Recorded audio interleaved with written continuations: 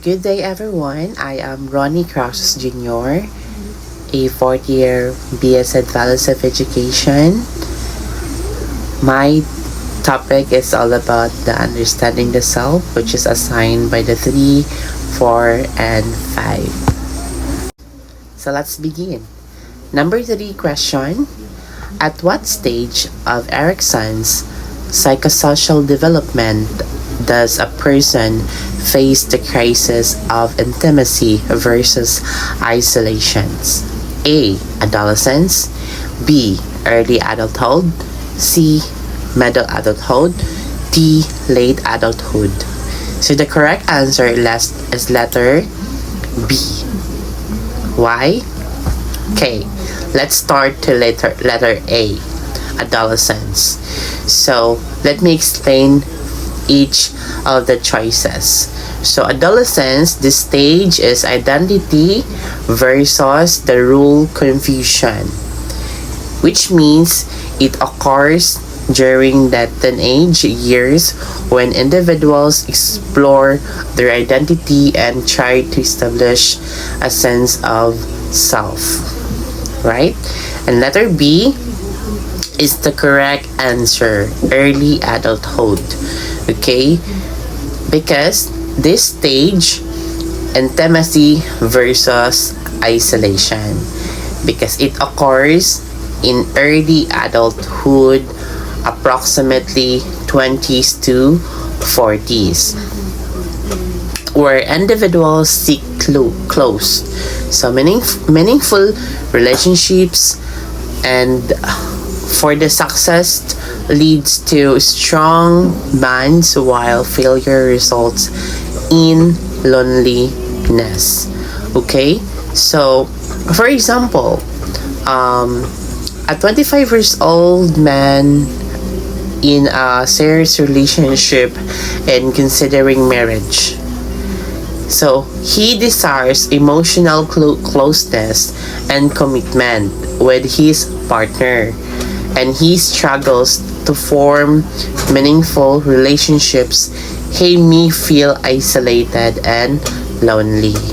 Okay, so letter C, middle adulthood.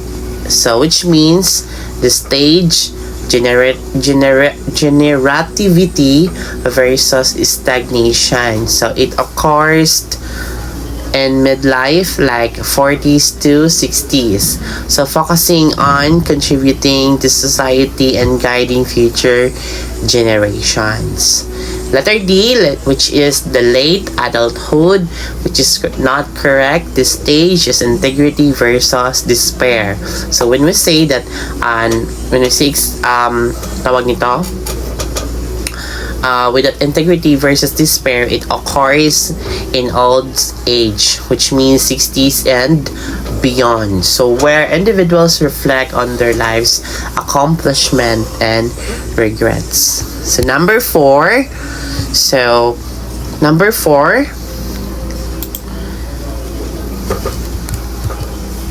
So according to Freud, which part of the mind it mediates between the desires of the id and the moral constraints of the superego? So A, ego. B, preconscious. C, unconscious. Or letter D, conscious. So dili na tayo magpalayo sa question and answer. So the correct answer is letter A. Okay, so according to Freud, psychoanalytic theory posits that the mind is composed of 3 parts: the id, ego, and superego. The ego acts as a mediator to balancing the impulsive desires of the id, seeking immediate glorification, with the moral constraints of the superego, representing societal rules and conscience. Okay, so the correct answer is letter A. So yun, sabi ko, the ego mediates between the impulsive desires of the id and the moral restrictions of the superego, ensuring rational decision making. And letter B, which is not correct, preconscious. It contains thoughts and memories that are not were not in immediate awareness but can be accessed if needed. Letter C, unconscious. So, naapod tayo ma-feel ano isahay, no? Kana unconscious atong self. So, this is the deepest part of the mind containing repressed desires, instinct, and memories that influence behavior unknowingly. So, na-added ko yung na-experience po ana. And then the next letter D, conscious. The part of the mind that is actively aware of thoughts, experience po ko ani, perceptions, and experience. Number 5. Okay. Which theory of self-identity suggests that our behavior is influenced by the way we interpret and interact with the social world? A. Cognitive development theory. Letter B. Social learning theory. Letter C. Symbolic interactionism. Or letter D is a psychoanalytic theory. The answer is letter C. Symbolic interactionism.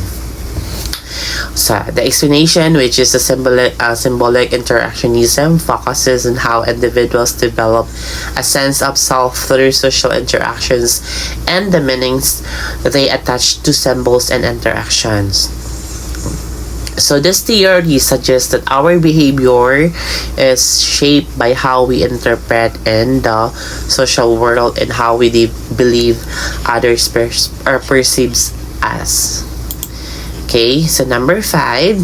So the correct answer is letter B.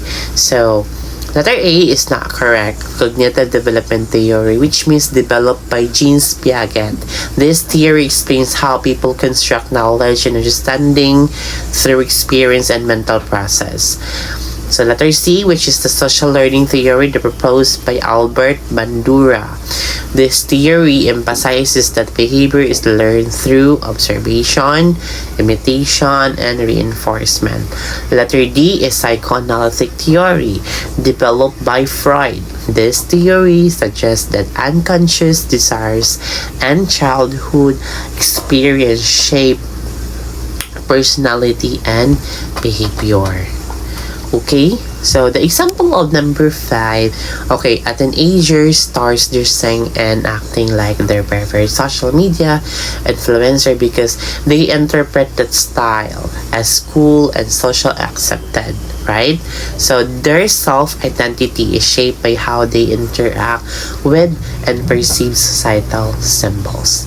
So everyone, thank you so much for listening. That will be all. Thank you.